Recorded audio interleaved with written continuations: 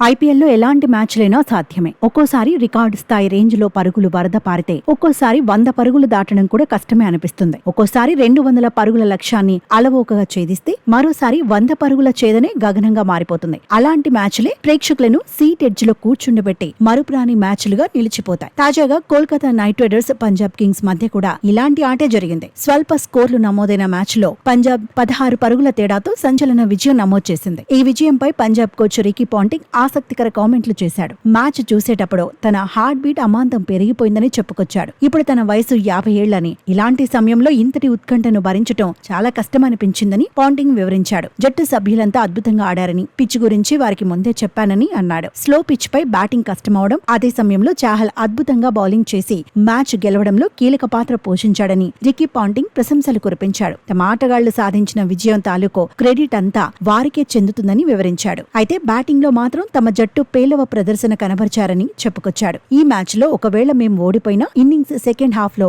మా ఆటగాళ్ల ప్రదర్శన చూసి నేను గర్వపడేవాడినని అన్నాడు.